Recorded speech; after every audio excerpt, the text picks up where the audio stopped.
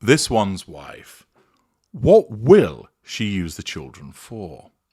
Hello, I'm H.G. Tudor. Now, I know that some people believe that Archie and Lilibet simply do not exist, and that the appearances that occasionally are provided of them, usually the back of their heads, are as a consequence of the use of actors. Those individuals may well be right. However,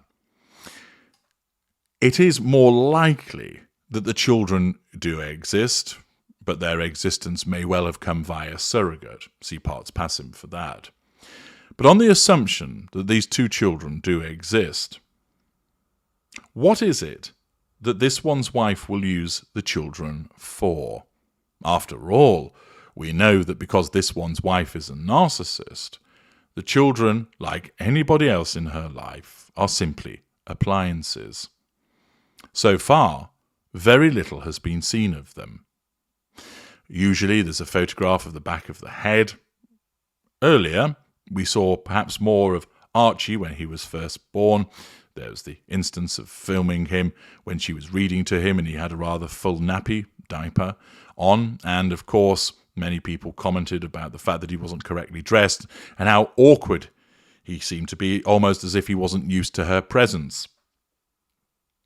There have been occasional appearances through carefully staged instances, the July the 4th appearance, the appearance at Halloween, instances of appearances in the Harry and This One's Wife docuseries on Shitflix last year.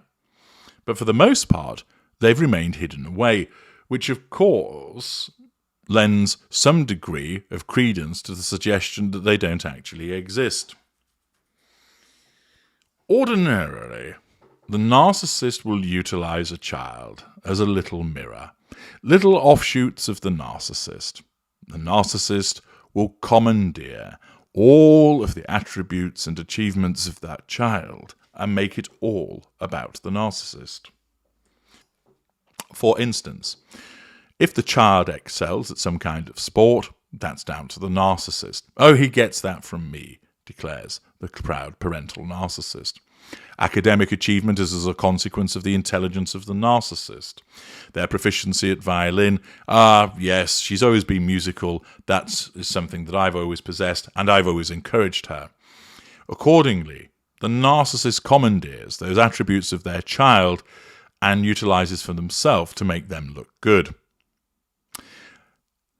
Whether it's a natural skill or whether it's one that has been learned, it's all because the narcissist has passed this on or has been there to encourage them in the pursuit of the particular skill that they have. The narcissist is the one that should get the benefit, the praise for having such a talented child, for having such an intelligent child, for having such a well-behaved child, whatever it might be. The narcissist lives vicariously through that child, and commonly what you will find with a narcissist is that the narcissist will not waste any opportunity to talk about the child, to show off the child, to triangulate you with the child. Oh, little Johnny's achieved this. Oh, Peter scored 3 goals at the weekend. Tabitha has just passed her grade 5 piano exam. Yes, her tutor said she's a child prodigy. Now, naturally, people are proud of their children, but with the narcissist, that level of pride goes into the stratosphere. This is because the child is an excellent implement for the narcissist's use. Children are easily controlled. They're reliant upon the parent. They're reliant upon the parent, particularly when they're very young, to be fed, to be watered, to be soothed, to be stimulated, to be clothed, to be kept warm, etc. And the prospect of punishment and admonishment from that parent means that the child is easy to control. They provide fuel. It's of moderate potency, but they still provide it. But one of the biggest advantages that comes with a child of a narcissist is the opportunity to manage an appropriate facade, whether it's of being an excellent parent or whether it's being a high achiever, etc. Thus, it is ordinarily the case that a parental narcissist will not waste any time at all in thrusting their child's achievements, looks, whatever it might be, down your throat. And yet, we do not see this with this one's wife. Other celebrities tell you all about their birthing experience. Take, for instance, Chrissy Teigen. How many times does she bang on about the birth process and also the instance of where she lost a child, although she still seems confused as to whether it was a miscarriage or an abortion. She regularly triangulates her audience with that. Take Hilaria Baldwin. She keeps popping out crotch goblins like there's no tomorrow, and you're treated to various pictures of them and their activities with her on Instagram. But there's very little provided by this one's wife. And this leads to two possibilities. One means that the children really don't have much use at all to her, and the other means that they do. The first is this. Simply, as a somatic narcissist, the children do not meet with the standards that she believes that they should have, i.e., they don't look like her and they're not good looking enough. Naturally, one can understand that that's an awful thing to say about one's children. But remember, the narcissist doesn't actually love her children. The narcissist doesn't care about her children. They are there to fulfill her needs. And where they fail in that regard, then she will keep them hidden. So one possibility in terms of what will she use the children for is simply nothing.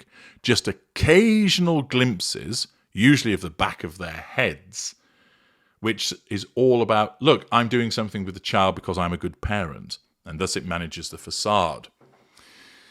Furthermore, she can utilize the I keep the children hidden because I'm protecting them as part of the management of the facade.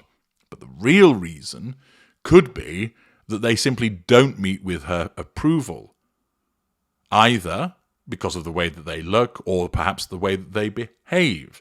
There might be, for instance, some suggestion of learning difficulties, etc. And in the circumstances, that failure to be perfect, like she believes that she is, results in her hiding the children and then utilizing this as a supposed plus on her part with regard to their protection. As I mentioned, ordinarily, narcissists would be snapped taking the children to various places, showing them off at every opportunity, regaling how bonny and beautiful they are. Because even the most unfortunately faced of children have some kind of cuteness or attractiveness about them because, quite simply, they're little chubby babies and so forth. I've witnessed this on many occasions and discussions, particularly amongst women, about the intrinsic attraction of babies and toddlers and young children. But it may well be the case that notwithstanding all of that, this one's wife deems that they are subpar, and therefore, under the pretense of protecting them, keeps them hidden. The other alternative is that she is trying to increase interest in the children, what they look like and what they're doing, so that she can effectively sell them to the highest bidder. I don't mean put them into indentured servitude, but rather for the purpose of merching them so that she can cut deals with perhaps providers of children's clothing, children's play equipment, etc., or to have them modelling for particular fashion houses which are linked to children's clothing, or simply merching them to have a fee paid for photographs of them. Remember, they are simply appliances to her and are there to be exploited. And it may well be the case that she keeps them hidden in order to try and increase their value, because they are a rarity in terms of actual public appearances. It would appear, however, that perhaps the level of interest she thought that they would generate has not been achieved. And that's why she now just has to keep them hidden, hoping, but failing, to drum up sufficient interest to increase the value of people wanting to spend money to have access to them for photographs, etc. Nobody is biting, nobody is buying, and that plan has failed, and thus they continued to be hidden because she doesn't know what else to do with them. Accordingly, what will she use the children for? The answer may be, other than the control and fuel that are sort of bog standard aspects of her interaction with them, it might be that she's not able to do anything with them because she deems that they are not fit for purpose. Alternatively, it may well be that what she's been trying to do is increase the value and interest in them by keeping them away, keeping them hidden, playing a guessing game in relation to them, but it hasn't worked, and that people aren't buying. Or maybe she's still playing that game and thinks that at a future point she'll be able to do this and that she'll make a fortune off the back of them. But ultimately, she uses the children for her own purposes, and as ever, linked to the prime aims of control, fuel, character traits, and residual benefits. I'm H.G. Tudor. Thank you for listening.